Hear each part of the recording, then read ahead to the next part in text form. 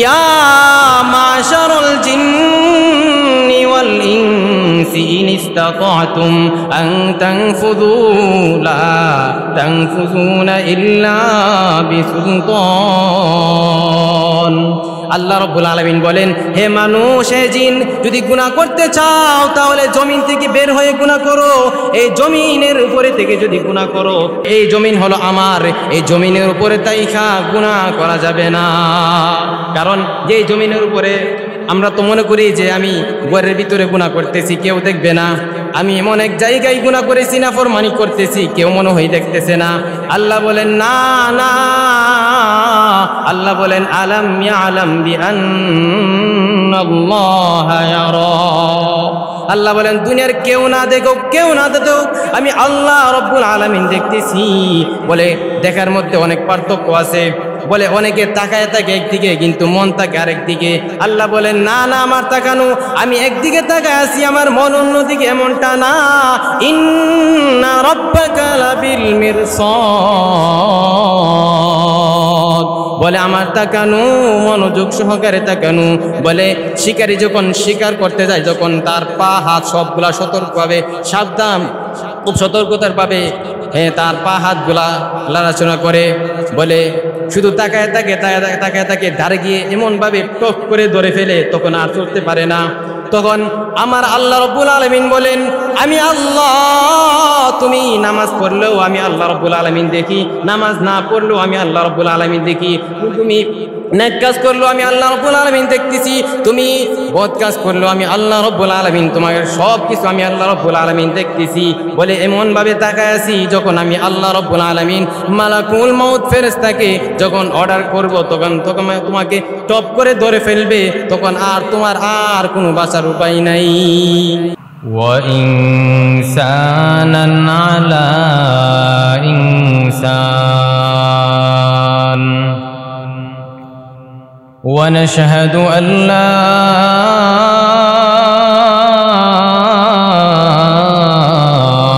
إله إلا الله وحده لا شريك له ونشهد أن سيدنا وسندنا وحبيبنا ومولانا محمدا عبده ورسوله صلى الله تعالى عليه وعلى آله وأصحابه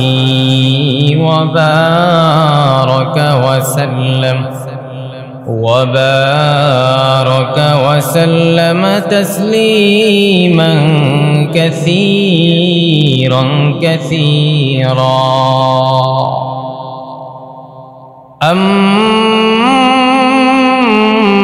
أما بعد فأعوذ بالله من الشيطان الرجيم. بسم الله الرحمن الرحيم.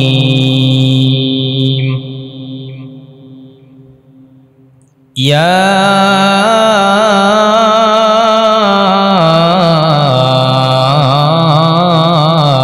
أيتها النفس المطمئنة ارجعي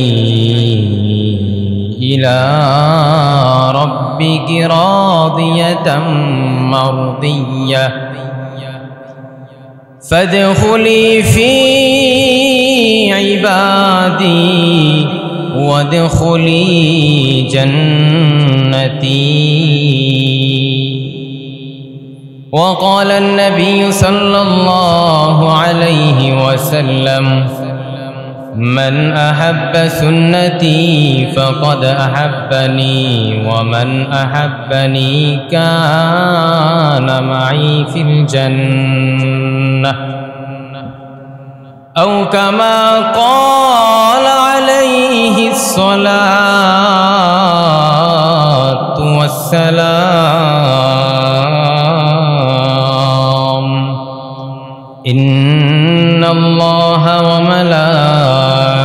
وملائكته يصلون على النبي يا أيها الذين آمنوا صلوا عليه وسلموا تسليما اللهم صل على سيدنا مولانا محمد وعلى آل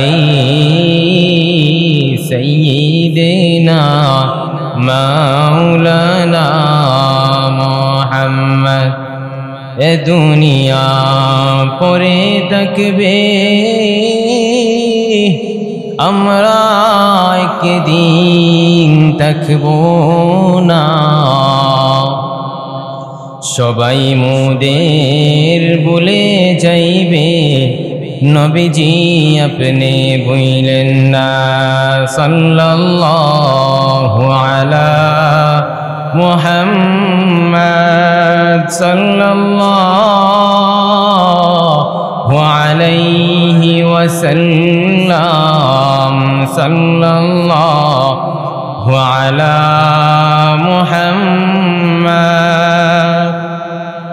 সাল্লাল্লাহু আলা মুহাম্মদ সাল্লাল্লাহু আলাইহি ওয়াসাল্লাম বালাগাল উলা বিকামালিহি কাশাবাদ দুজা বিজামালিহি حسنت جميع خصاله صلوا عليه وآله সবাই মুহাব্বতের সাথে একটু জিকির করি লা ইলাহা ইল্লাল্লাহ লা ইলাহা ইল্লাল্লাহ লা ইলাহা ইল্লাল্লাহ লা ইলাহা ইল্লাল্লাহ মুহাব্বতের সাথে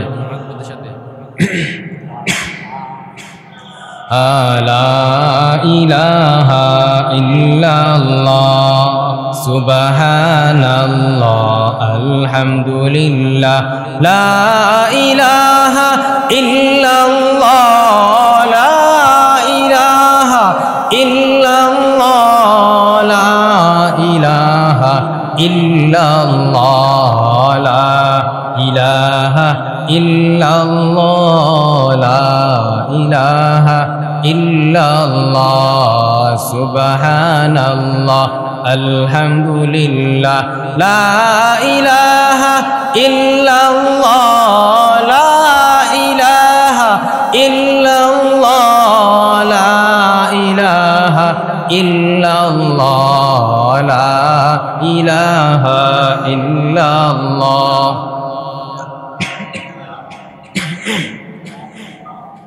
লা ইলাহা ইল্লাল্লাহ লা ইলাহা ইল্লাল্লাহ লা ইলাহা ইল্লাল্লাহ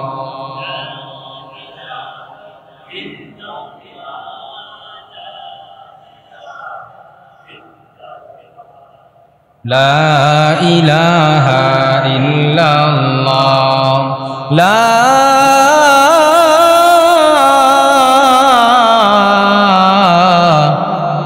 ইলাহা ইল্লাল্লাহু মুহাম্মাদুর রাসূলুল্লাহ সাল্লাল্লাহু আলাইহি ওয়াসাল্লাম আলহামদুলিল্লাহ হোসেনপুর মধ্যপাড়া কেন্দ্র জামি মসজিদের উদ্যোগে মিলাদুন্নবী ও সিরাতুন্নবী উপলক্ষে ওয়াজ ও দোয়ার মাহফিলের সম্মানিত সভাপতি উপস্থিত আছেন উলামায়ে কেরাম মুরব্বিয়ানে আইজম আমার সমবয়সী তরুণ যুবক ভাইয়েরা আছেন পর্দার আড়ালে আমার সম্মানিতা মা ও বোনেরা প্রথমেই মহান আল্লাহ রাব্বুল আলামিনের শুকরিয়া আদায় করছি যে মহান আল্লাহ সুবহান মহিয়ান গরিয়ান সর্বশক্তিমান মহান রব্বে করিম আমাদেরকে দুনিয়াবি সকল কাজকর্ম থেকে, ব্যবসা বাণিজ্য থেকে পরিত্যাগ করে আল্লাহ আপনি আমাকে সুস্থতার নিয়ামত দিয়ে দুনিয়ার মধ্যে সর্বোত্তম জায়গায় আল্লাহর ঘর মসজিদে আসার এবং বসার মতো তৌফিকটুকু দিয়েছে।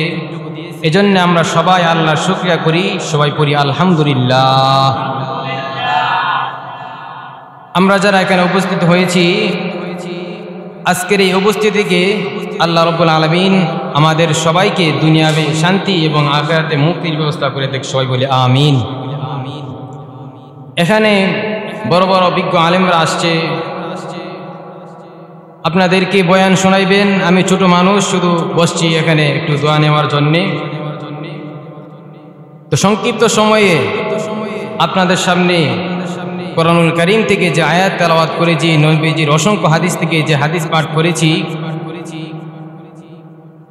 এই আয়াত ও হাদিসকে সামনে রেখে অল্প কিছু সময় কথা বলার এবং আপনাদেরকে আমলের নিয়তে শোনার মতো তৌফিক দান করুক, সবাই বলে আমিন। তো ভূমিকা দিয়ে সময় নষ্ট করব না। আমরা যারা এখানে উপস্থিত হয়েছি, পৃথিবীর সকল মানুষ, সবাই আমরা আল্লাহ রাব্বুল আলামিনের অসংখ্য অগণিত নিয়ামতের মধ্যে ডুবে আছি, ঠিক কিনা বলেন না? কেউ নিয়ামতবিহীন চলতে পারে না। প্রত্যেকটা সেকেন্ডে সেকেন্ডে আমরা আল্লাহর নিয়ামত ভোগ করতেছি, ঠিক কিনা? এমনভাবে যদি আমরা আল্লাহর যে কত অসংখ্য নিয়ামত আমরা ভোগ করতেছি, ব্যবহার করতেছি, আমরা গণনা করা শুরু করে দিলে আল্লাহ বলেন ওয়া ইন তাউদ্দু নি'মাতাল্লাহি লা তুহসুহা, কখনো গণে শেষ করতে পারবা না। তাহলে এর মধ্যে দেখেন, জীবন নামক যে নিয়ামত, শ্বাস নিঃশ্বাস, প্রত্যেকটা সেকেন্ডে সেকেন্ডে আমরা শ্বাস নিঃশ্বাস নিচ্ছি। এই শ্বাস যদি বের হয় আর যদি ভিতরে না ঢুকে তাতেও মুসিবত, আবার ভিতরে ঢুকলে যদি আবার না বের হয় আর বের হইলে যদি আবার ভিতরে না ঢুকে, দুটোই মুসিবত, ঠিক কিনা বলেন? তাহলে প্রত্যেকটা সেকেন্ডে সেকেন্ডে এমন একটা অত বড় নিয়ামতের মধ্যে ডুবে আছি, তাহলে সব নিয়ামত বাদ দিলাম, এই দুইটা নিয়ামতের যদি শুকরিয়া আদায় করি আমাদের হায়াত শেষ হয়ে যাবে। আল্লাহ শুকরিয়া আদায় করে শেষ করতে পারবো? তাহলে কত অসংখ্য অগণিত নিয়ামত আমরা ভোগ করতেছি। এজন্যে আমরা নিয়ামতের শুকরিয়া আদায় করে শেষ করতে পারবো না। এজন্যে বেশি বেশি করে সর্বহালাত আল্লাহ শুকরিয়া করা চাই।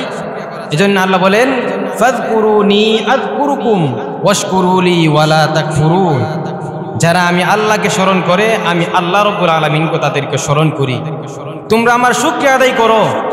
আল্লাহ বলেন তোমরা আমার শুকরিয়া আদায় করো, অকৃতজ্ঞতা করিও না।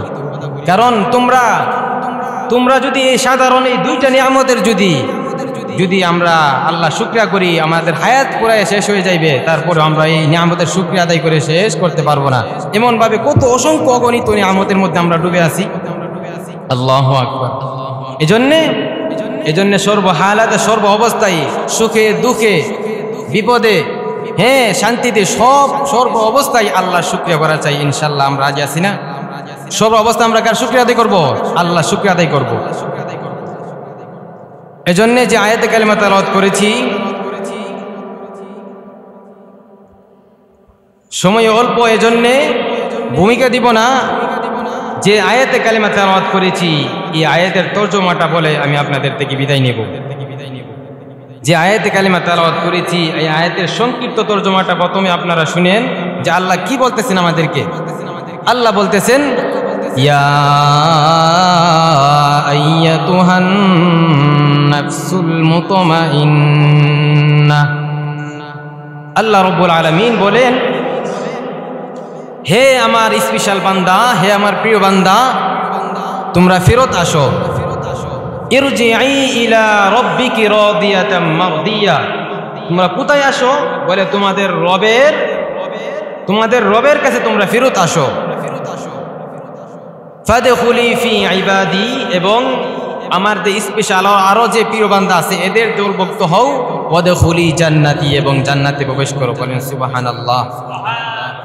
এই হলো আয়াতের সংক্ষিপ্ত তরজমা। এখানে আমরা দুইটা কথা বুঝবো যে আল্লাহ রাব্বুল আলামিন কাদেরকে ডাকতেছেন এবং কখন ডাকবেন, কাদেরকে ডাকতেছেন এবং কখন ডাকবেন। বলে আল্লাহর স্পেশাল বান্দা যারা তাদেরকে ডাকবেন। বলে স্পেশাল বান্দা কারা? এটা তো আমাদেরকে আগে জানতে হবে। বলে দুনিয়ার মধ্যে যারা আল্লাহর পছন্দকে নিজের পছন্দ বানাই, আল্লাহর অপছন্দকে নিজের অপছন্দ বানাই, আল্লাহ যা আদেশ করে তা মানে, আল্লাহ যা নিষেধ করে তা পরিত্যাগ করে চলে, এরাই হলো আল্লাহর স্পেশাল প্রিয় বান্দা। বলে ওই বান্দাদেরকে আল্লাহ রাব্বুল আলামিন কখন ডাকবেন?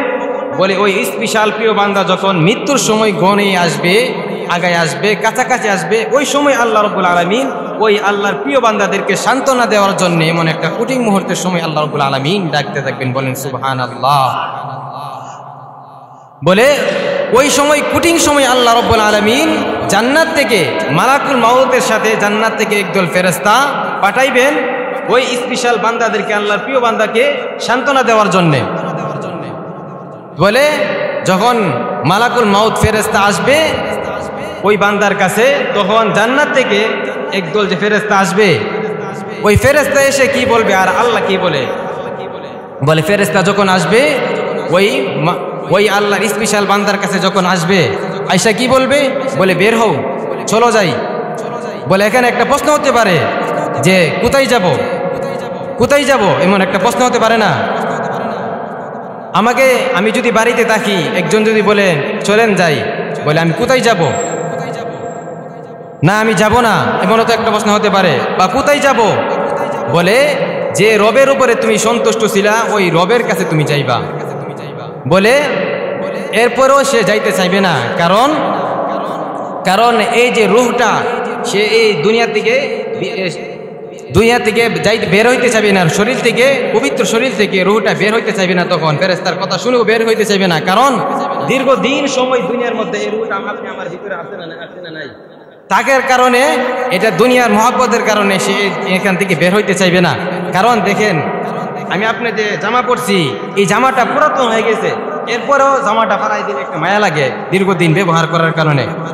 ঠিক তেমনিভাবে আমাদের শরীরের রূহটাও বের হওয়ার সময় বের হইতে চাইবে না। তখন ওই জান্নাত থেকে যে ফেরেশতাগুলো আসলো, ওই ফেরেশতাগুলো আল্লাহ রাব্বুল আলামিনের কাছে গিয়ে বলবে, আল্লাহ আপনার যে মেহমানের কাছে আপনি পাঠাইছিলেন, হে ওই মেহমান তো আসতে চাইতেছে না। তখনই আল্লাহ রাব্বুল আলামিন বলবেন, ও জান্নাতের ফেরেশতারা, আমার ওই বান্দার সামনে তার যে জান্নাতের নাজ নিয়ামতগুলা, হে ওই নিয়ামতগুলা তার চোখের সামনে চিত্রগুলা ধরো। সুবহানাল্লাহ। তখন আল্লাহ রাব্বুল আলামিন ডাকবেন, কি বলবেন? আল্লাহ বলবেন, ইয়া আইয়াতুহান নাফসুল মুতমাইন্নাহ। দেখেন ফেরেশতারা এসে কিন্তু বলছিল চলো যাই। তাহলে এখানে একটা প্রশ্ন হতে পারে যে আমি কোথায় যাব? আর আল্লাহর যে কথা, আল্লাহ কি বলে? ইয়া আইয়াতুহান নাফসুল মুতমাইন্নাহ, তুমি ফিরত আসো। ফিরত আসো মানে বোঝা গেল এখানে কোনো প্রশ্ন নাই, মানে আমি যেখানে আছি এটা আমার আসল ঠিকানা না, আমি যেখানে যাব ফিরত ওইটা হইল আমার আসল ঠিকানা, ঠিক কিনা? এই জন্য আল্লাহ বলেন, ইয়া আইয়াতুহান নাফসুল মুতমাইন্নাহ ইরজিই ইলা রাব্বিকি রাদিয়াতাম মারদিয়া। আল্লাহ রাব্বুল আলামিন বলে কখন ডাকবেন? আল্লাহর স্পেশাল বান্দা, প্রিয় বান্দা যখন মৃত্যুর সময় ঘনিয়ে আসবে, ওই সময় আমার মহান আল্লাহ রাব্বুল আলামিন আল্লাহর প্রিয় বান্দাকে ডাকবেন, বলবেন, হে আমার স্পেশাল প্রিয় বান্দা, তুমি ফিরত আসো। ইরজিই ইলা রাব্বিকি রাদিয়াতাম মারদিয়া, তোমার রবের কাছে ফিরত আসো। এরপরে বলেন, ফাদখুলি ফি ইবাদি, তুমি আসার পরে আমার যে স্পেশাল বান্দা আছে এদের দলভুক্ত হও। ওয়াদখুলি জান্নাতি, এরপর তুমি জান্নাতে প্রবেশ করো। বলেন সুবহানাল্লাহ। এখানে একটা প্রশ্ন হতে পারে যে আল্লাহ তো আমাদেরকে ডাইখা বলতে পারতো তুমি ফিরত আসো, এরপরে জান্নাতে প্রবেশ করো, কিন্তু এর মধ্যে দিয়ে কেন বললেন যে আমার স্পেশাল বান্দা যারা আছে এদের সাথে দলভুক্ত হও? এখানে একটা প্রশ্ন হতে পারে না? পরে যেরকম একটা উদাহরণ দিলে বুঝবেন আল্লাহ কেন এই মধ্যে এই কথাটা বললেন। কারণ নতুন জামাই যখন বিবাহ করে প্রথম তিনি কিন্তু স্বামী স্ত্রী এই মোহাব্বত সবাই আদর করে, ঠিক কিনা? প্রথম দিনের কথা বলছি, দ্বিতীয় দিন না বা অন্য দিনের কথা বলছি না, কারণ অন যে জামানা ও ভিন্ন দিন, প্রথম দিনে বাদে অন্য দিনে মারধরও করতে পারে যৌতুক নিয়ে, বিভিন্ন বিষয় নিয়ে, ঠিক কিনা? তাহলে ওই বিষয় যাচ্ছি না, কথা হচ্ছে যে প্রথম দিনে তো আদর করে, ঠিক কিনা? প্রথম দিনে সব থেকে বেশি আদর করে কে? মা। সব থেকে বেশি আদর করে কে? মা। আর সব থেকে বেশি আদর দেখায় শাশুড়ি। কিন্তু এই জামানার ছেলেরা কি করে, যে শাশুড়ির আদর পাইয়া মার আদর ভুলে যায়, ঠিক কিনা? আছে না নাই? তাহলে দেখেন, কিন্তু শাশুড়ি আপনাকে ততক্ষণে আদর করবে যতক্ষণ আপনার স্ত্রীকে আপনি আদর করবেন। আপনার স্ত্রীকে আদর করবেন না, অশান্তি দিবেন, আপনাকে ঝাড়ু দিয়ে বাইরে করবে, ঠিক কিনা? তাহলে যাই হোক, ওই দিকে যাইব না, কথা হচ্ছে বোঝানোর জন্য বলছি যে প্রথম দিনে তো আদর করে। স্ত্রী তার স্বামীর বাড়িতে যাবে, অবশ্যই সে জানে ওইখানে গেলে আমার সবাই আদর করবে, মহাব্বত করবে, ভালোবাসবে। কিন্তু এরপরেও যেহেতু নতুন একটা জায়গায় যাবে, নতুন জায়গায় সে যেহেতু এর আগে কোনো সময় যাইছে না, নতুন একটা জায়গায় যাবে, এজন্য তার একটা বই কাজ করে যে আমি একটা নতুন জায়গায় যাইবো, এজন্য স্ত্রীর সাথে তার ছোট একটা বোন বা কেউ সাথে একটা দিয়ে দেয়, ঠিক কিনা? ঠিক কিনা? জামাই গেল সাথে তার কয়েক সাথে বন্ধু বান্ধব নিয়ে যায়, ঠিক কিনা? নতুন একটা জায়গায় যাবে। এজন্য আল্লাহ রাব্বুল আলামিন বলেন যে আমার বান্দা তারা দুনিয়াতে শুনছে, জান্নাতে যে দুনিয়ার মধ্যে শুনছে যে ছোট্ট, সব থেকে ছোট জান্নাত যে বান্দাকে আল্লাহ রাব্বুল আলামিন দান করবে, এই দুনিয়ার 10টা দুনিয়ার চাইতেও বড়। সুবহানাল্লাহ। তাহলে আমার বান্দা তো কখনো জান্নাত দেখে নাই, শুধু শুনছে। তাহলে ওই বান্দা যখন আমি বলবো যে জান্নাতে প্রবেশ করো, তাহলে তো এই কুটিং অবস্থায় আমি চাই না আমার বান্দা এই মরণের শেষ মুহূর্তেও যেন এতটুকু বই না লাগে যে এত বড় জান্নাতে আমি একা থাকবো কিভাবে। এজন্য এই বইটা যেন না লাগে, আল্লাহ বলেন আমার স্পেশাল বান্দা যারা আছে এদের দলভুক্ত হও, এরপরে জান্নাতে প্রবেশ করে। সুবহানাল্লাহ। তাহলে প্রথম কথা হচ্ছে আল্লাহ রাব্বুল আলামিন ডাকবেন আল্লাহর স্পেশাল বান্দাদেরকে সান্ত্বনা দেওয়ার জন্যে।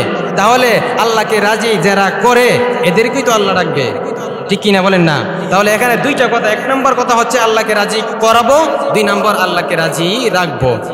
রাজি করলাম, আজকে আমি আল্লাহকে রাজি করলাম, কিন্তু আগামীকাল এমন একটা কাজ করে বসলাম বা মরণের আগে যদি আমি বেঈমান হয়ে মরলাম, তাহলে এই রাজি করার কোনো ফায়দা আছে?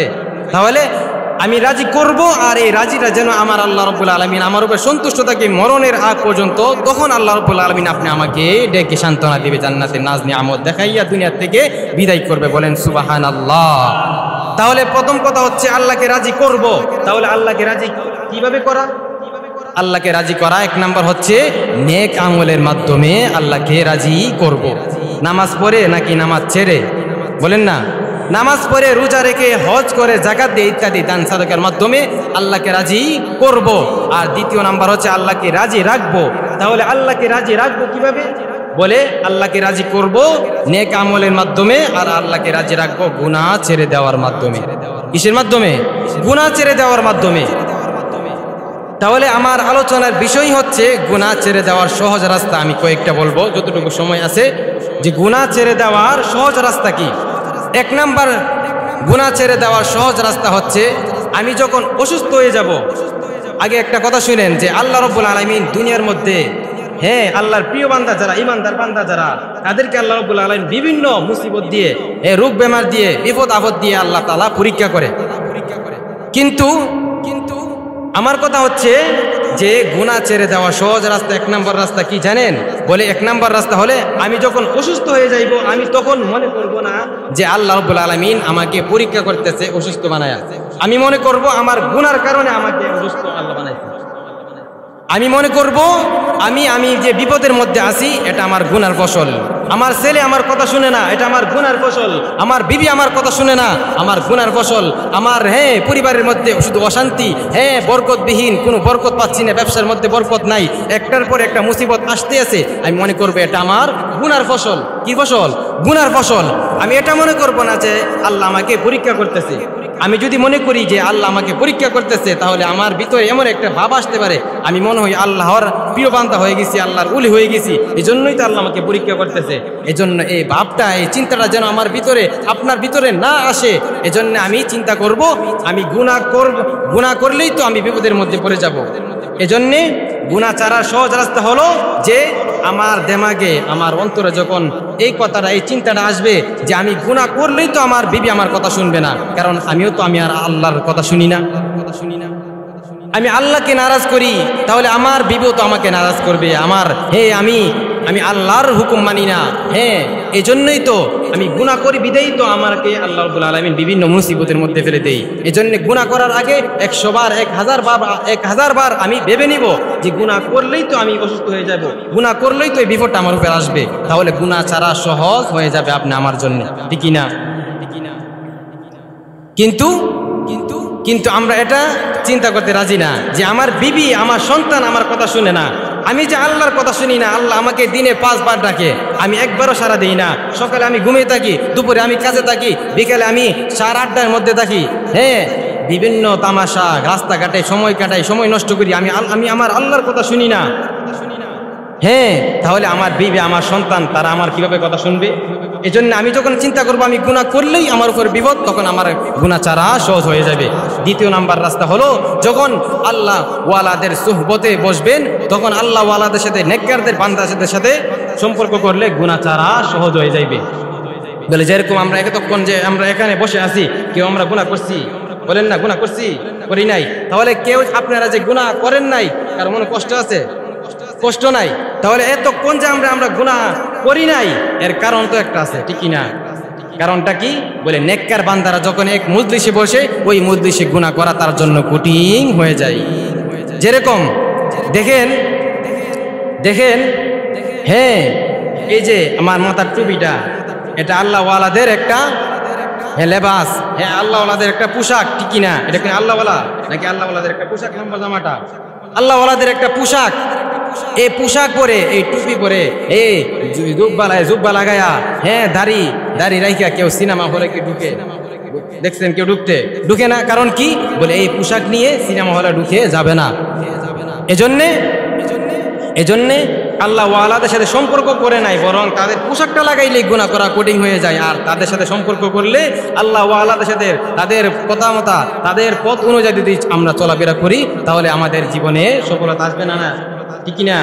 তাহলে গুনাহ ছাড়ার সহজ 3 নাম্বার রাস্তাটা হলো যে আমি আপনি যখন মনে করব যে গুনাহ করলেই যে জায়গার মধ্যে আমি গুনাহ করছি, ওই জায়গায় আপনি আমার বিরুদ্ধে আল্লাহ রাব্বুল আলামিনকে সাক্ষী দিবে, ঠিক কিনা? বলেন না?